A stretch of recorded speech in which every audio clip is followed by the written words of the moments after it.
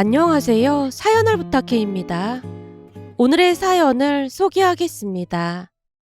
결혼 준비를 막 시작했을 무렵 웨딩홀 투어를 다녀오고 남편이 툭 말을 꺼냈습니다. 내 친구들 얘기 들어보니까 결혼 준비하면서 엄청 싸운다나 봐. 정말 지긋지긋하게 싸운다고 조심하라고 하네. 제가 물을 한 모금 마시며 고개를 끄덕였어요. 저 또한 그런 얘기를 주변에서 많이 듣긴 했거든요. 예식장 정하면서 싸웠다. 스튜디오 드레스, 메이크업 선정 때문에 파혼 위기까지 갔다는 얘기를 수도 없이 듣긴 했으니까요. 그러더니 남편이 말을 이어갔습니다. 그래서 말인데 우리는 그냥 반반 결혼식 하는 거 어때? 비용도 준비도 다 반반씩 나누면 서로 싸울 일도 없을 것 같아. 반반 결혼식? 남편이 마치 준비된 자료를 발표하듯 말을 꺼냈습니다. 그냥 모든 걸 다 반반씩 부담하자는 거야. 예를 들면 식장도 자기가 한 군데 정하면 나도 한 군데 정해서 같이 보고 견적도 비교하고 합의하에 결정하자는 거지. 그리고 비용도 당연히 반반. 그래야 나중에 누가 더 고생했네 이런 말 안 나올 것 같아서 말이야. 듣고 보니 꽤 합리적으로 느껴지긴 했습니다. 그럼 그렇게 해보자. 어차피 우리 돈으로 준비하는 건데 그게 덜 복잡할 수도 있겠네. 그렇게 우리는 반반 결혼식을 하기로 약속을 했습니다. 집에 돌아가서 엄마에게도 미리 알렸어요. 엄마, 희준 씨랑 얘기해봤는데 반반 결혼식 하기로 했어. 엄마가 고개를 갸웃했어요. 반반 결혼식? 그게 뭔데? 요즘은 결혼 준비하다가 많이 싸운다잖아. 그래서 그냥 반반 결혼식 하면 다툴 일도 없을 것 같아서 그러기로 했어. 돈도 반반, 결정도 반반. 그래야 불필요한 오해도 없고 나중에 누가 더 했네, 덜 했네. 싸울 일도 없을 것 같아서 말이야. 엄마가 한참 말없이 제 얼굴을 보더니 조금은 섭섭한 듯 그리고 조금은 걱정스러운 듯 말했어요. 그래? 니들이 좋다는데 알아서 하는 거지 뭐. 근데 엄마는 요즘 젊은 사람들 방식이 조금 낯설다. 뭔가 정이 없어 보이고 그렇네. 그 말에 제가 웃으며 고개를 저었습니다. 엄마, 그게 정이 없는 게 아니라 싸우기 싫어서 그러는 것뿐이야. 사소한 걸로 감정 상하고 상처받느니 차라리 시작부터 서로 부담을 줄이는 게 낫잖아. 그래, 니들이 알아서 잘하겠지. 괜히 엄마가 나서서 뭐라고 해봐야 잔소리밖에 더 되겠니? 그렇게 시작된 결혼 준비는 꽤 순조로웠습니다. 식장은 제가 알아보고 한복은 시어머님이 추천한 곳에서 맞췄고 스드메도 각자 마음에 드는 업체로 견적받아 조율했거든요. 모든 항목에 우리들의 몫이라는 전제가 붙었고 진짜 반씩 부담했습니다. 결혼하고 나서도 우리는 별탈 없이 잘 지냈습니다. 무언가 거창한 계획을 세운 것도 아니고 그저 서로가 이 정도면 괜찮겠다 싶은 방식으로 천천히 맞춰갔어요.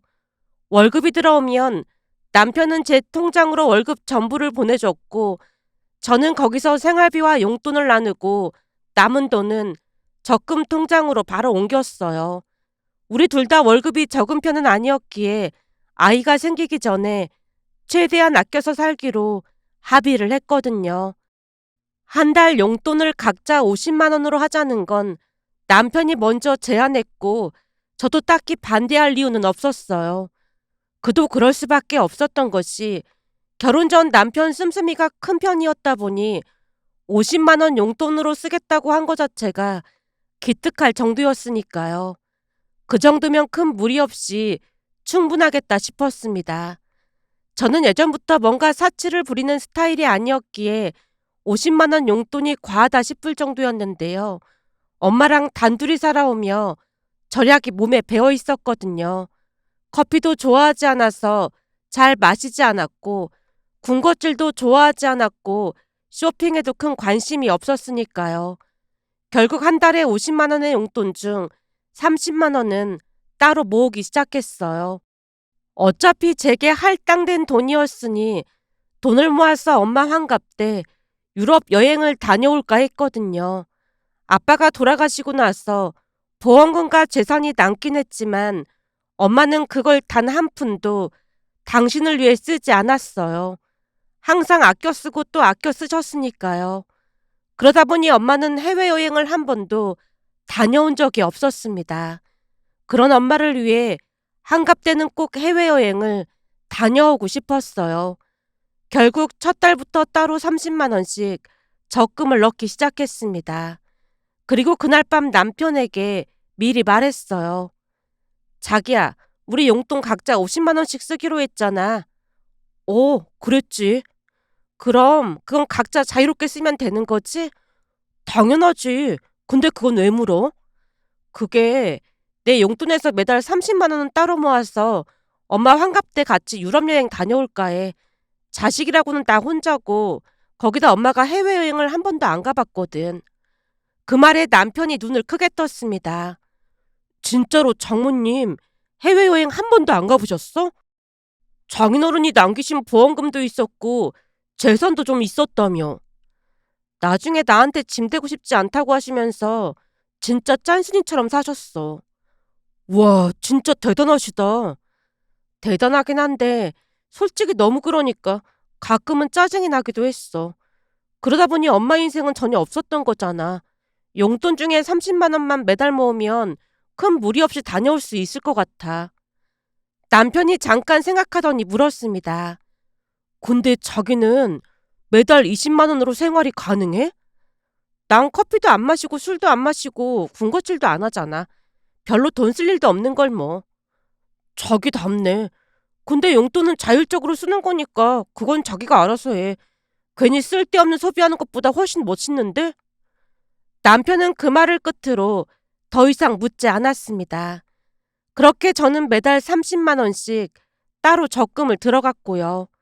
남편도 그런 제 마음을 이해해줬고 우리는 그런 방식으로 아주 조용하고 안정적으로 결혼 생활을 이어가고 있었습니다. 하지만 사람의 마음이 그토록 쉽게 변할 수 있다는 걸 그때는 미처 알지 못했습니다. 한동안 우리는 다툼도 거의 없이 잘 지냈어요.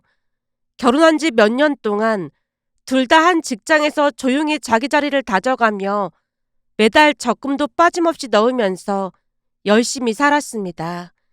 생활비도 철저히 관리하며 살았고요. 그리고 드디어 그토록 기다리던 엄마 환갑이 다가오고 있었습니다.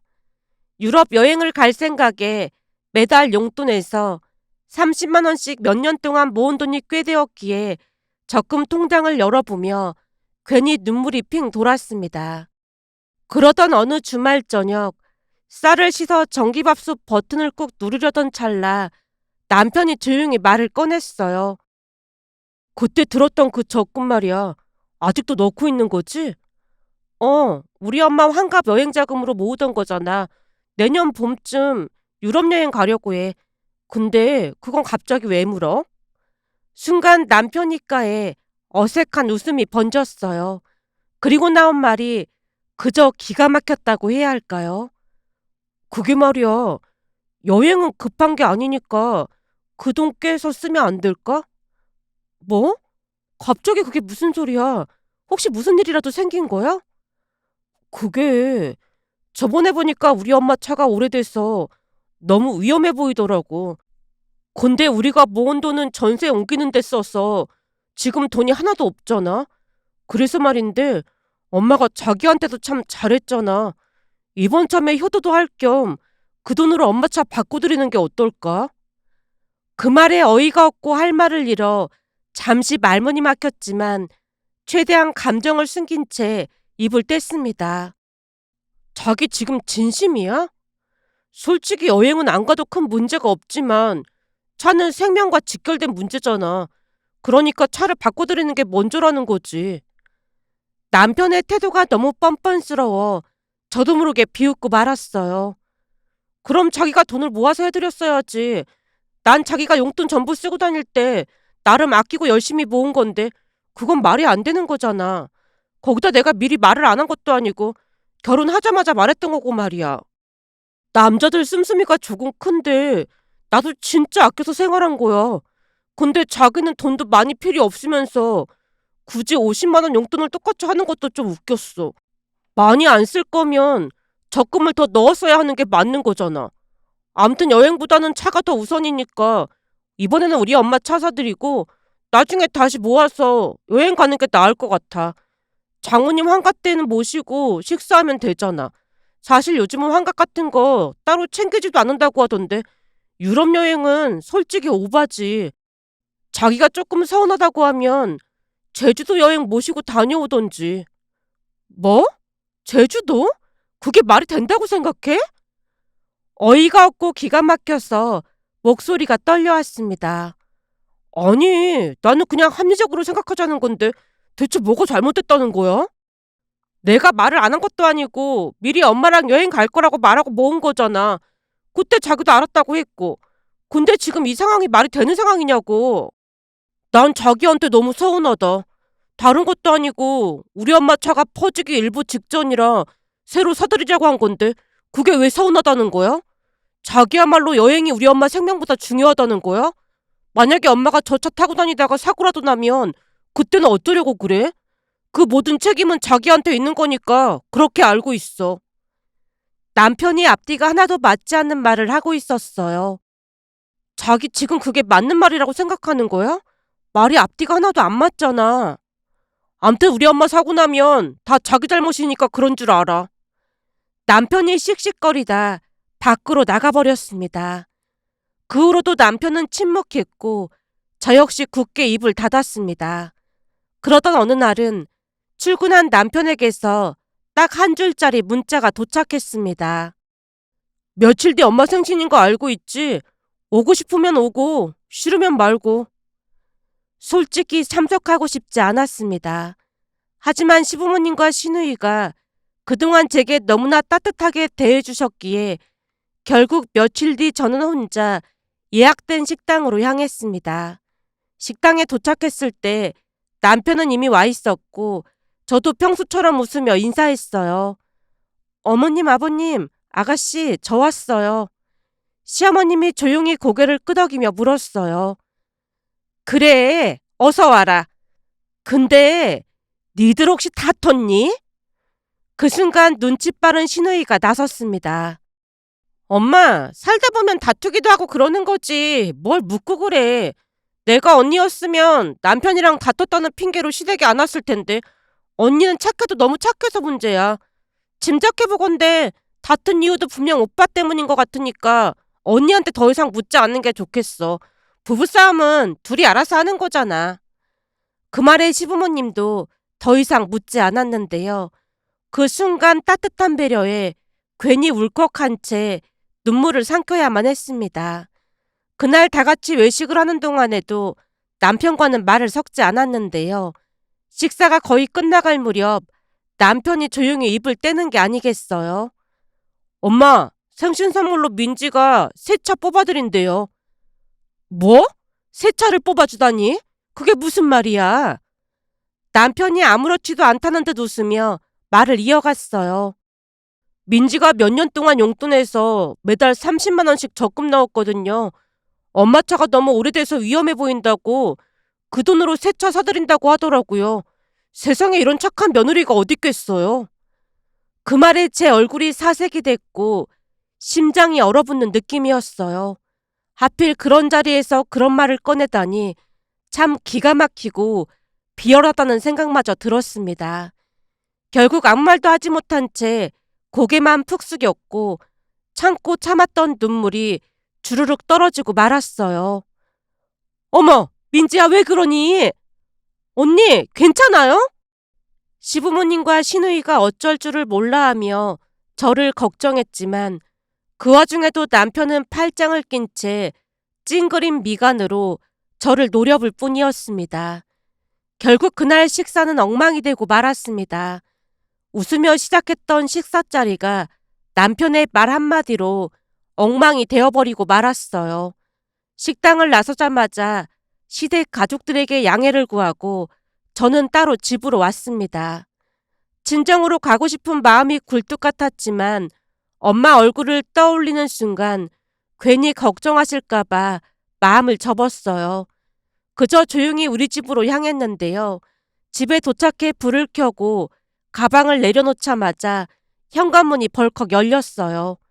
남편이 거칠게 들어오더니 숨도 안 쉬고 곧장 소리를 질렀습니다. 우리 부모님이 너한테 얼마나 잘해줬는데 생신자리를 그렇게 망쳐놓을 수가 있어? 자기가 망친 게 아니고 내가 망쳤다고? 차 사드린다고 한마디만 했으면 그냥 다 웃고 넘겼을 일이었잖아.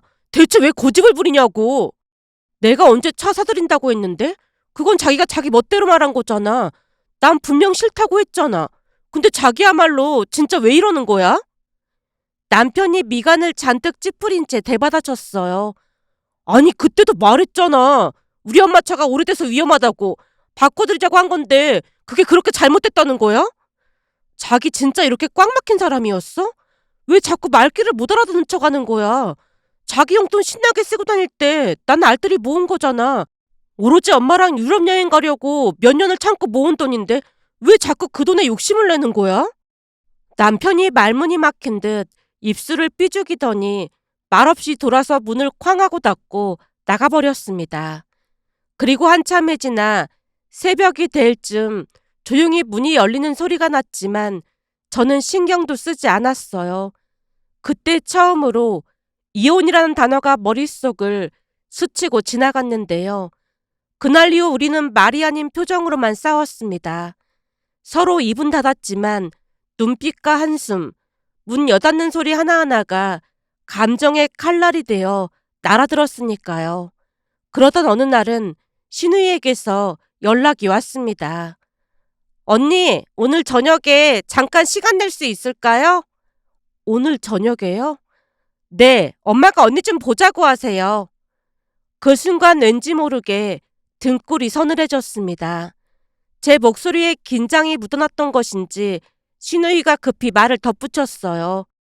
다른 건 아니고 엄마가 오빠 말은 잘 안 믿으시잖아요. 언니 말을 직접 듣고 싶다고 하셔서요. 결국 알겠다고 대답을 했고 그날 저녁 집 근처 카페에서 시어머님과 신우이를 만났습니다. 시어머님이 제 얼굴을 보자마자 말없이 한숨을 쉬었어요. 그새 얼굴이 많이 상했구나. 아니에요. 괜찮아요. 괜찮긴 뭐가 괜찮아. 얼굴이 말이 아니구만. 잠시 침묵이 흐른 뒤 시어머님이 조용히 입을 열었습니다. 다른 게 아니라 희준이 말로는 니들이 적금 들은 걸로 사부인 모시고 여행 간다고 해서 다퉜다던데 그게 무슨 말이니?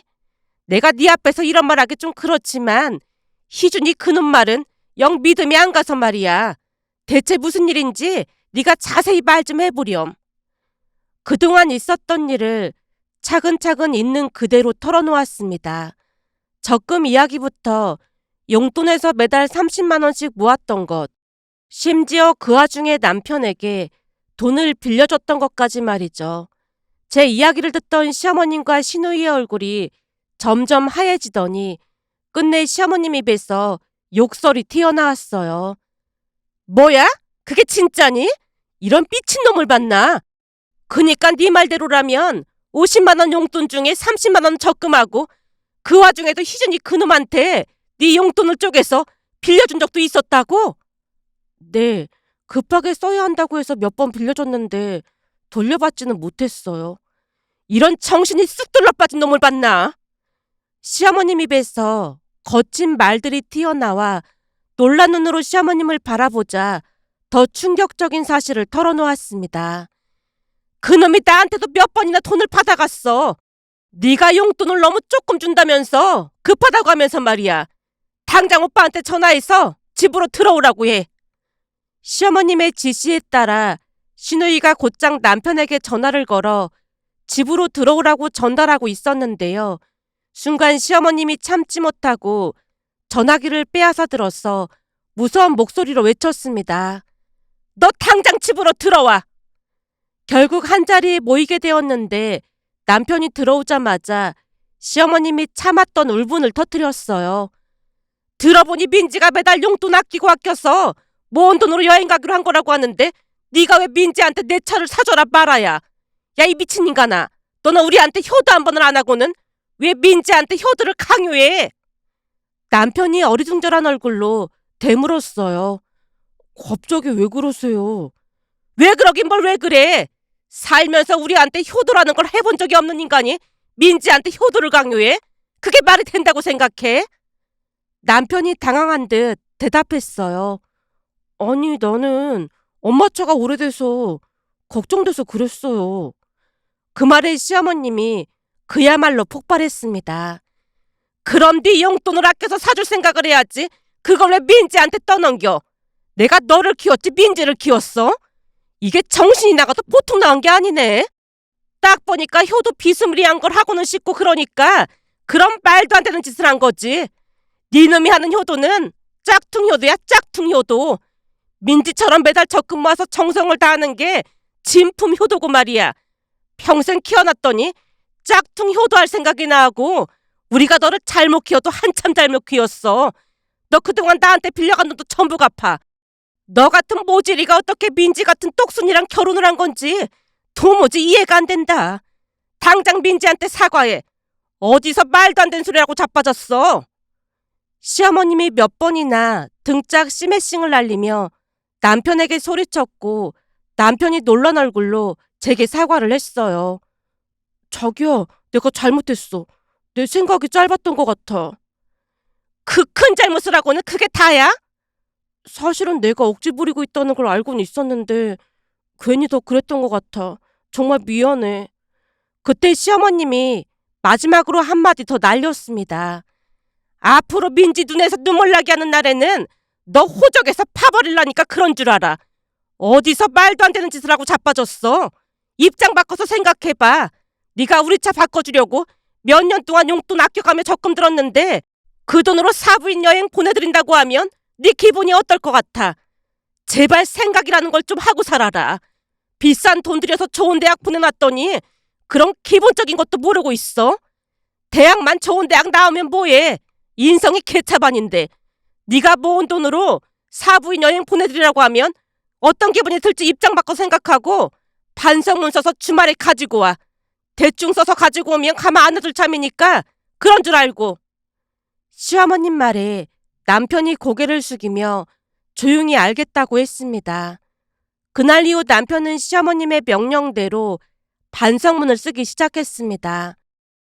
처음에는 대충 쓴 게 티가 나는 글이었어요. 말투는 반성문인데 내용은 변명만 가득했으니까요. 당연히 반성문은 매번 태자를 맞았고요. 그 뒤로 남편은 반성문을 수정하고 또 수정해서 다시 썼습니다. 그러던 어느 날은 남편이 조심스럽게 제 옆에 앉더니 작은 목소리로 말을 꺼냈습니다. 저기요. 제가 고개를 돌리자 남편이 조금은 부끄럽고 조금은 후회스러운 얼굴로 입을 뗐어요. 그동안 정말 미안했어.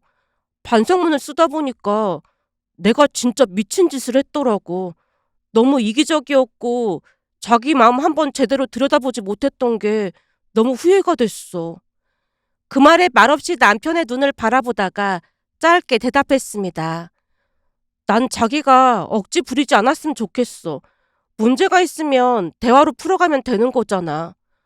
당연하지. 앞으로는 내가 진짜 많이 노력할게. 그날 이후 남편은 많이 달라졌습니다. 매사에 조심했고 말 한마디 한마디에도 이전에는 없던 생각이라는 게 담겨 있었어요. 시간이 흘러 드디어 엄마 환갑이 다가왔고 분주히 유럽 여행 준비를 하고 있었습니다. 그러던 어느 날 밤 남편이 제게 조용히 말을 걸어왔어요. 자기야, 이거 얼마 안 되지만 여행에 보태도록 해. 남편이 내민 건 작은 봉투 하나였습니다. 이게 뭐야? 남편이 머쓱한 듯 웃으며 말했습니다. 사실 나도 몇 달 전부터 용돈에서 20만 원씩 모았어. 술 몇 번만 안 마시고 커피 좀 줄이니까 금방 모이더라고. 나중에는 재미가 붙어서 자기한테 칭찬받으려고 더 열심히 모으게 됐어. 그리고는 눈을 반짝이며 물었어요. 나 잘했지? 안 그래도 되니까 그냥 넣어둬. 마음 써준 것만으로도 고마워. 남편이 봉투를 제 손에 꼭 쥐어주며 말했습니다. 아니야, 내가 오늘을 위해 얼마나 열심히 모은 건데 그냥 받아줘. 많이 반성했다는 의미도 포함되어 있는 거야. 그 말에 잠시 말없이 남편을 바라보다가 작게 중얼거리듯 입을 뗐어요. 자기야, 노력해줘서 정말 고마워. 그날 밤 우리는 한참을 웃으며 이야기를 나눴습니다. 남남이던 부부가 진정한 가족이 되어가는 과정이지 않았을까 하는 생각이 들었어요. 그런데 며칠 뒤 시어머님이 돈을 보내온 게 아니겠어요? 인터넷 뱅킹을 확인하다가 시어머님께 전화를 드렸어요. 어머님, 돈을 왜 보내신 거예요? 아, 그거 곧 사부인 모시고 여행 가잖니. 가서 사부인 맛있는 것 좀 사드리라고 보냈어. 처음 해외여행 가시는 거니까 부족함 없이 잘 모시고 다녀오도록 해. 혹시 여행 가서도 돈 아껴 쓴다고 할까봐 내가 조금 보냈다. 아니, 이건 조금이 아닌데요. 나도 그 정도 능력은 되니까 걱정하지 말고 받아. 우리는 항상 너한테 미안하고 고맙고 그렇구나. 시어머님 말에 울컥한 채 감사 인사를 드렸는데요. 만약 그때 팔은 안으로 굽는다고 시어머님이 만약 남편 편만 들었다면 우리는 지금쯤 서로 등을 돌린 채 완전히 다른 길을 걷고 있을지도 모르겠다는 생각이 들었습니다. 며칠 전 회사 동료가 성격 차이로 이혼했다는 소식을 들으며 문득 그날의 감정들과 우리가 지나온 시간들이 조용히 떠올랐습니다. 결혼은 단순히 혼인신고로 완성되는 게 아니라 함께 신뢰를 쌓아가며 서로를 이해하고 보듬어가는 가운데 진짜 가족이 되어가는 게 아닐까 싶어 이렇게 글 남겨봅니다. 오늘의 사연은 여기까지였습니다. 즐겁게 보셨다면 구독, 좋아요 부탁드립니다. 고맙습니다.